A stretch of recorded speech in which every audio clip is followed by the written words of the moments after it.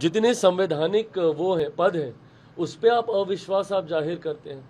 चुनाव आयोग को बदनाम करने की सोच के साथ ये पूरी की पूरी ये साजिश रची जा रही है। भाई अगर आपको कहीं पे किसी प्रक्रिया पे शिकायत था उसकी इसी के आधार पे तो ये किया जा रहा है ना। इसमें भी कहीं पे अगर आपको लगेगा आज इतने दिन हो गए आपत्ति तो ये लोग एक नहीं दर्ज कराते हैं, सिर्फ प्रेस कॉन्फ्रेंस कर करके। राहुल जी ने भी सारी पूरी प्रेस कॉन्फ्रेंस कर दी, सब कर दिया, उसके बाद जब उसको बोला कि सत्यापित करके दिखा दो तो सत्यापित नहीं करेंगे। जब आपको इतना विश्वास है कि भाई जो आप कह रहे हैं सही कह रहे हैं तो जाइए तो एक बार शिकायत तो कीजिए। आज बिहार की एसआईआर की सूची को रिलीज हुए 8-9-10 दिन हो गए, क्यों नहीं इतने दिनों से एक भी आपत्ति चुनाव आयोग के पास, ना कांग्रेस के माध्यम से ना राजद के माध्यम से कोई दर्ज नहीं कराई जा रही है।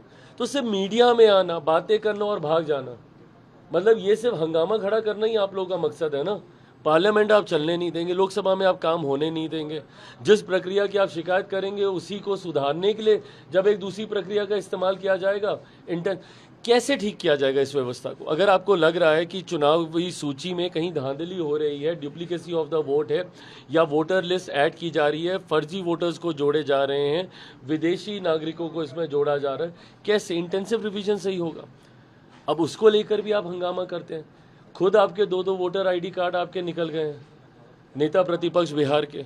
यह अपने में ही एक चिंता का विषय है।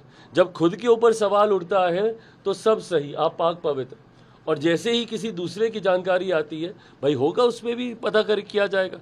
चुनाव आयोग चाहेगा तो उसके ऊपर भी जांच करेगा, जो दोषी होगा वो। पर आप अपना पक्ष तो आप रखिए कि भाई आपके तो जो 2-2 सामने आए हैं जिसमें चुनाव आयोग भी टिप्पणी कर चुका है, उसका सत्य तो आप बताने का काम कीजिए।